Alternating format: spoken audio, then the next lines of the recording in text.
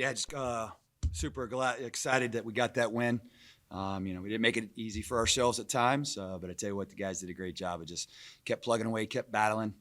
We made plays when we needed to make plays, and I think the guys came out, especially from the very get-go, came out ready to play, and came out with good energy. They were excited to get out there and start fast, and I think we definitely we're in more of attack mode, and we jumped out there and did what we needed to. But really happy we came away with a win. Questions for the student athletes? Kyle Greason from the Dartmouth. For the student athletes, just what does this win mean coming off the loss from Harvard last week, for the locker room, kind of for the energy for the rest of the season? Can you speak a little to that? Yeah, I can speak on it. If there's one thing about Dartmouth football that I know is that it's a group of guys that loves playing with each other. And so obviously last week didn't go the way we wanted it to. But I guarantee you every single guy in this team cherishes every moment we get on that field. So that's kind of the mindset we had going into this week and for the rest of the season. Who knows how much time we have left together, but, we're going out there and giving everything we got because, there's a group of guys that truly loves each other.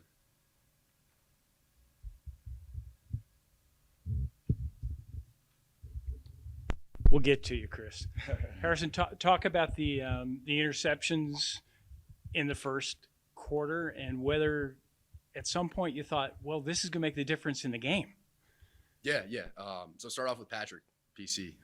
He had a great pick and had a big return. We talk about it going into every week. We got to create turnovers. We have to. So starting off with a pick on the first drive is always good. Obviously was able to punch it in, and then the second drive, I was right place, right time. Ball came my way. Was able to make a play, and then I think we scored on that drive too. So we know how much it means to create turnovers. It changes the game. And so again, right place, right time, and then it was a fun time. One-handed? Yeah, one-handed. It was good. It was good. It's like we teach it. Yeah. All right, for Chris, kind of shifting gears, looking at the very end of the game, I'm just wondering, was that your first onside kick recovery? And if it was, or if it wasn't, were there some nerves going into that, or how did you feel leading up? No, thankfully it wasn't my first. Recovered a couple last year, so just went out there confident, ready for the ball to come my way and seal the game.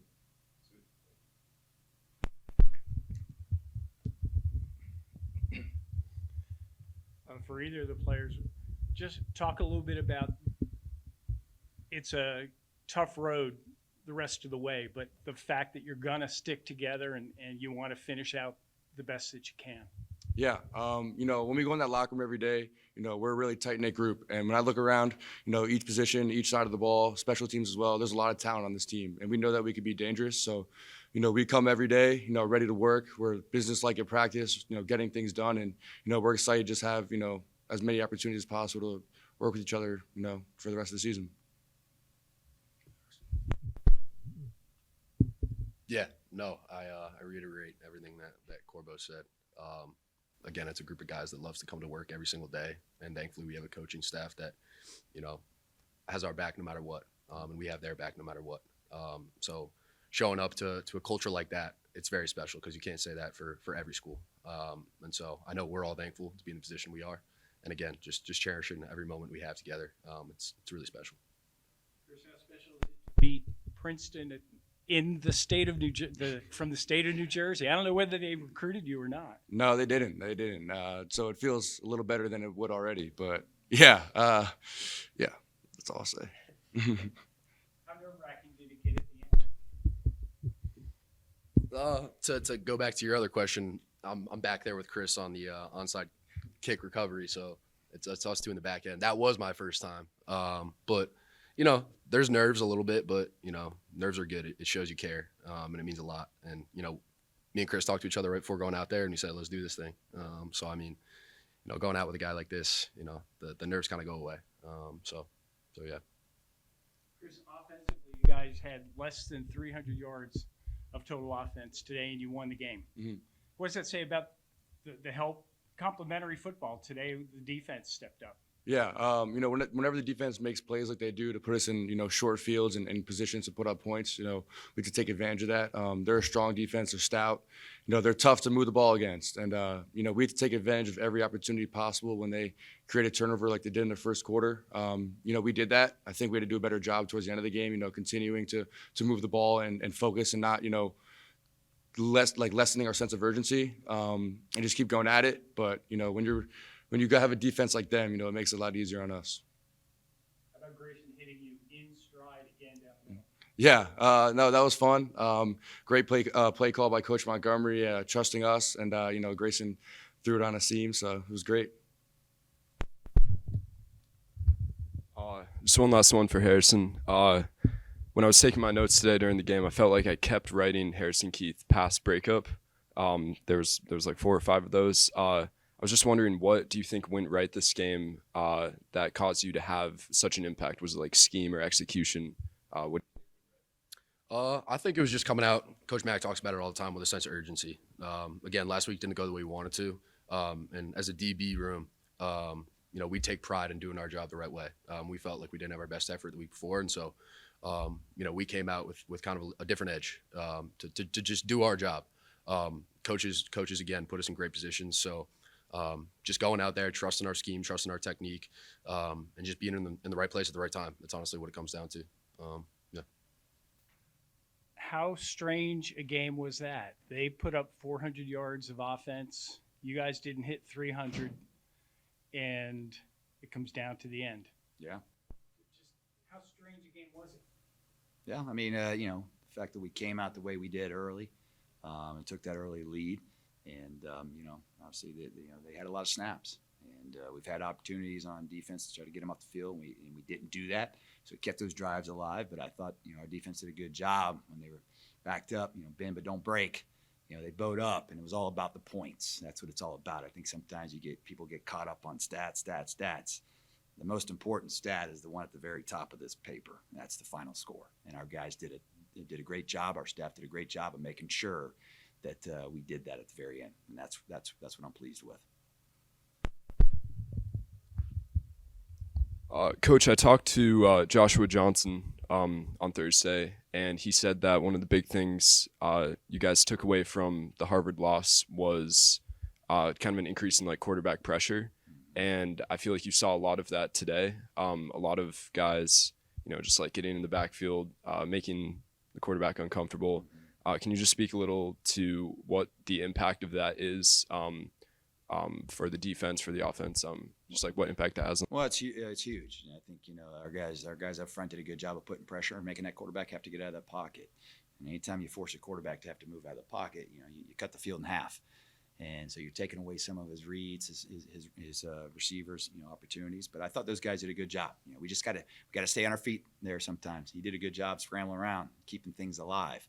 But they go hand in hand. We got to make sure our coverage, we're in the right spots. We're tight on our coverage to force him to have to wait to allow those guys up front to get some pressure.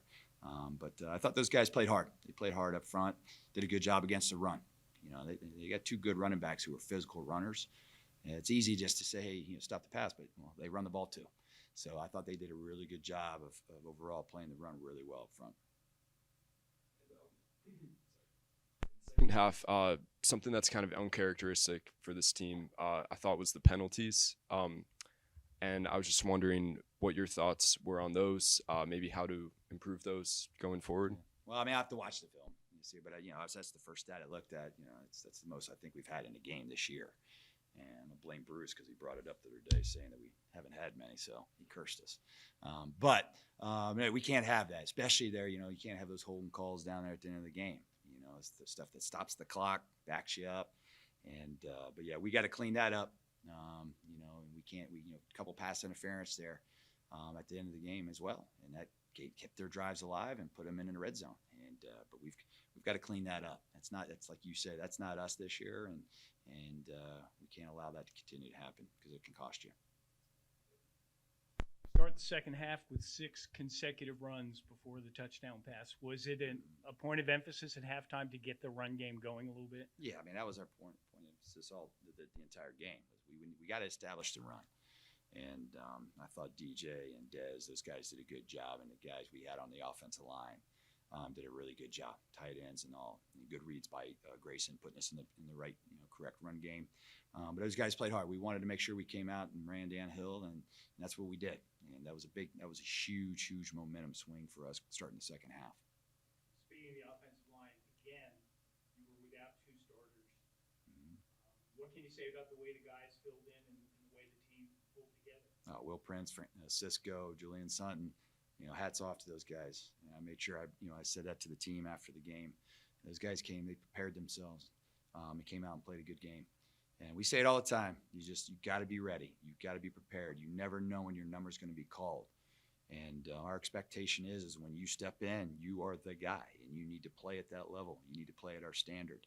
And I thought those guys did that, and really happy with the way they performed and allowed us to run the ball the way we did. So you had an 11-point lead late. I don't know whether were you aware that Princeton had an 11-point lead with 4 minutes left to go last week? I'm always aware of that stuff, Bruce. I knew exactly. And you always try to, think about the scenarios, situation stuff. And, but yeah, you just got to be prepared for all that. But, we can't allow that to allow a team like Princeton, who's a very good football team, and Bob and that staff do a great job. You can't allow them to hang around. He's been around a long time, and they'll do that. You let them hang around. They'll give them, so you give them life, you give them some energy, and then you never know what's going to happen. So we've got to make sure going forward we don't allow that. What do you need to clean up for next week? I think the biggest thing is just making sure that we close the deal. We got to get off the field.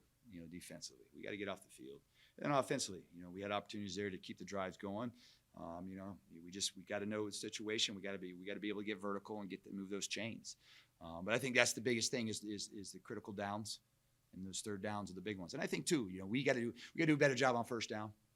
You think and talk about third down. Well, first down, all of a sudden now it's 2nd and 4. That's tough to call coverages and call defenses against 2nd and 4. We call it dealer's choice. They can pick what they want to do. And then offensively, we got to be in those short yardage situations on second down. So offensively, defensively, we got to make sure first down we have the success rate we need.